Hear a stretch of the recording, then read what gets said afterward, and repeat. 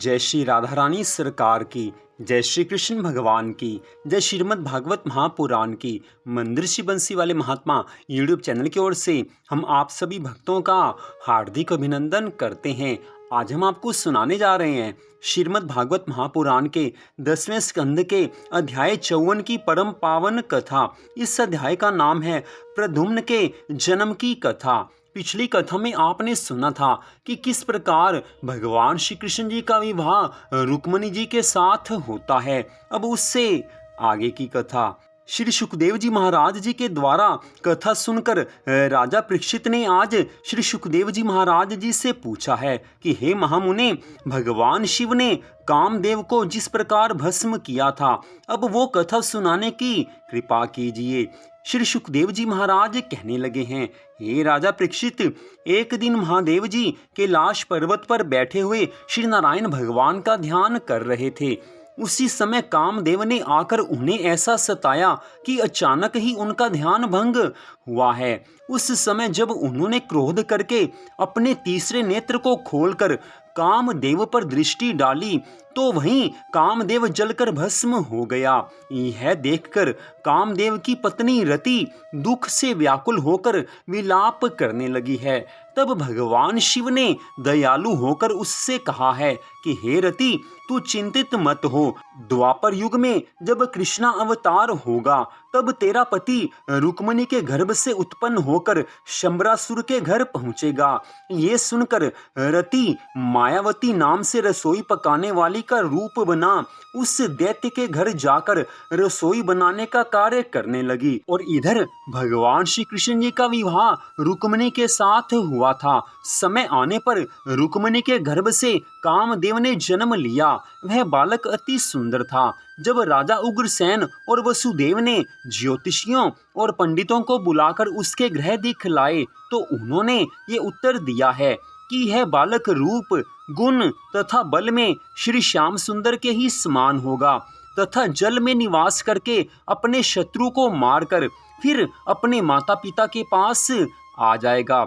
इतना कहकर ब्राह्मण उस बालक का नाम प्रद्युम्न रख दान दक्षिणा लेकर चले गए हैं। तदुपरांत देवऋषि नारद जी ने शंबर नामक दैत्य के पास जाकर कहा कि तेरे शत्रु ने प्रद्युम्न नाम से श्री कृष्ण जी के घर अवतार लिया है।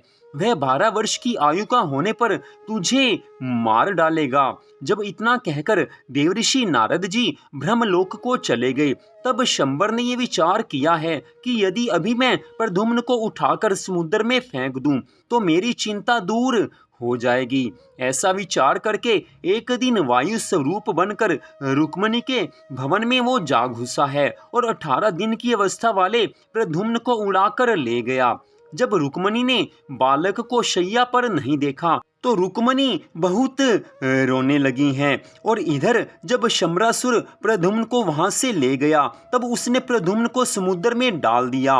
वहां एक मछली उससे निगल गई और 3 वर्ष तक वह मछली के पेट में ही पलता रहा। तदुपरांत एक केवट ने उस मछली को पकड़ लिया और उसे शंबरासुर के पास ले पहुंचा। शंबर ने उस मछली को अपने रसोई घर में भिजवा दिया। वहां जब उस मछली का पेट चीरा गया तो उसमें से एक अत्यंत सुंदर बालक निकला है। मायावती को कुछ एहसास हो गया कि यही उसके स्वामी हैं। तब वह शंबरासुर से छिपाकर उसको पालने लगी। कुछ दिनों बाद जब शंबरासुर की दृष्टि उस पर पड़ी तो उसने उस बालक की सुंदरता पर मुग्ध होकर मायावती से ये कहा है कि तू इसका अच्छी तरह से पालन पोषण कर।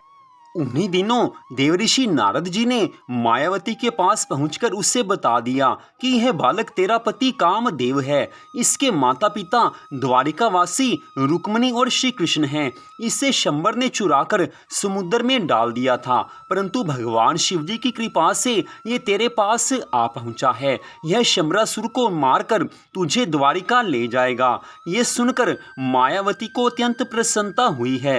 वह उस बालक के प्रति भाव रखकर उसका बड़े प्रेम से पालन पोषण करने लगी। जब प्रद्युम्न 9-10 वर्ष का हुआ और कुछ कुछ सांसारिक बातों को समझने लगा। तब एक दिन वह मायावती को कटाक्ष करते हुए कहने लगा कि हे माता, तुम मेरी माता होकर मुझे पति भाव से क्यों देखती हो। ये सुनकर रति ने मुस्कुराते हुए उत्तर दिया है कि हे प्रिय, मैं तुम्हारी पत्नी रति हूँ। इतना कहकर उसने प्रद्युम्न को सब हाल कह सुनाया। उस दिन प्रद्युम्न मायावती को अपनी पति जानकर शंबरासुर को अपना शत्रु मानने लगा।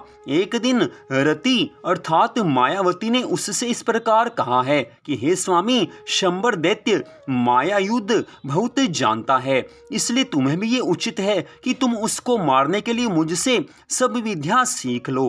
प्रद्युम्न ने इस बात को स्वीकार कर लिया। तब मायावती ने उसको 12 वर्ष की अवस्था तक सब विद्याएं सिखा दी हैं। एक दिन वह खेलता हुआ शंबरासुर की सभा में जा पहुंचा। उसे देखकर शंबरासुर ने कहा कि मैंने इस बालक को अपने पुत्र के समान पाला है। ये सुनकर प्रद्युम्न ने अत्यंत क्रोधित होकर कहा है कि अरे शंबर, तू मुझे अपना पुत्र मत समझ, मैं तेरा शत्रु हूँ। तू मुझसे युद्ध करके अपनी शक्ति को देख ले। ये सुनकर शंबरासुर ने हंसते हुए कहा है कि देखो, जिसे मैंने दूध पिलाकर पाला है वह मेरे लिए दूसरा प्रद्युम्न बन रहा है। फिर उसने प्रद्युम्न से कहा कि हे बालक, क्या तेरी मृत्यु निकट आ पहुंची है जो तू मुझसे ऐसी बातें करता है।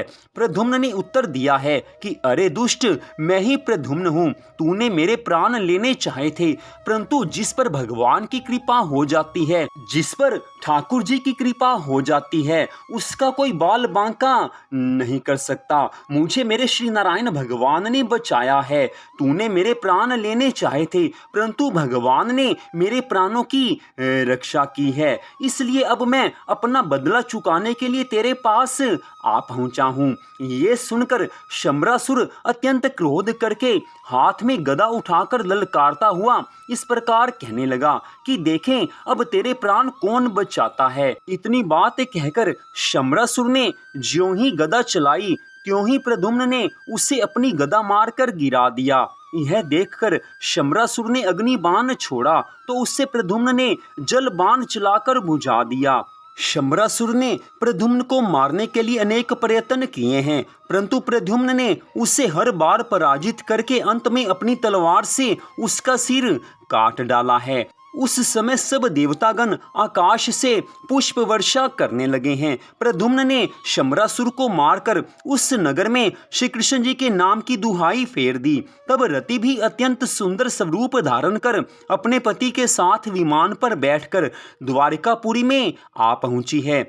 जिस समय वे दोनों रुक्मणी के भवन में विमान से उतरकर जा खड़े हुए, उस समय वे स्त्रियां जिनका विवाह श्री कृष्ण जी के साथ प्रद्युम्न के जन्म के बाद हुआ था, प्रद्युम्न को नहीं पहचान सकी। जब प्रद्युम्न ने उनसे पूछा कि हमारे माता पिता कहाँ हैं, तो सबको बड़ा अचरज हुआ है। फिर उन्होंने प्रद्युम्न के वक्ष स्थल पर भृगुलात नहीं देखी तो उन्हें ज्ञान हुआ कि यह श्री कृष्ण के अतिरिक्त कोई अन्य पुरुष हैं। उस समय प्रद्युम्न के मुख को देखकर रुक्मणी ने अन्य स्त्रियों से कहा है कि उस स्त्री के धन्य भाग हैं जिसने इस बालक को जन्म दिया है। यह स्त्री भी इसी के समान सुंदर है। यदि आज मेरा पुत्र जीवित होता तो वह भी इतना ही बड़ा होता। ये सोचकर रुक्मणी ने प्रद्युम्न से पूछा है कि हे बालक, तुम्हारे माता पिता का क्या नाम है। इतना कहते कहते रुक्मणी के स्तनों से दूध की धारा बहने लगी है तथा बायां नेत्र फड़कने लगा है। उन्हें मन में विश्वास हो गया कि यह मेरा पुत्र है, परंतु पति की आज्ञा के बिना उसे गोद में लेने का साहस नहीं हुआ है। उसी समय वहां श्री कृष्ण जी भी आ पहुंचे। तदुपरांत देवऋषि नारद जी ने वहां आकर सब हाल कह सुनाया है। उस समय रुक्मणी ने अत्यंत प्रेम मग्न हो दौड़कर प्रद्युम्न को अपने हृदय से लगा लिया और बार बार उसका मुख और मस्तक चूमने लगी हैं। उस समय उन्हें जो प्रसन्नता हुई उसका वर्णन शेष, महेश और गणेश भी नहीं कर सकते हैं। फिर एक दिन शुभ मुहूर्त में वसुदेव जी ने बड़ी धूमधाम से प्रद्युम्न का विवाह रति के साथ कर दिया है। तो यहीं पर आज की इस कथा का विश्राम होता है। अगले भाग में आप आगे की कथा सुन पाएंगे। तो मंदिर श्री बंसी वाले महात्मा यूट्यूब चैनल की ओर से आज की इस कथा को सुनने के लिए आप सबका हार्दिक धन्यवाद। भगवान श्री राधा कृष्ण जी की श्रीमद् भागवत महापुराण की अनंत कृपा सदा आप सब पर, आपके परिवार पर बनी रहे, इसी मंगल कामना के साथ जय श्री राधा रानी सरकार की, जय श्री कृष्ण भगवान की, जय श्रीमद् भागवत महापुराण की, जय श्री सुखदेव जी महाराज की। जय जय श्री राधे, जय जय श्री राधे, जय जय श्री राधे श्याम।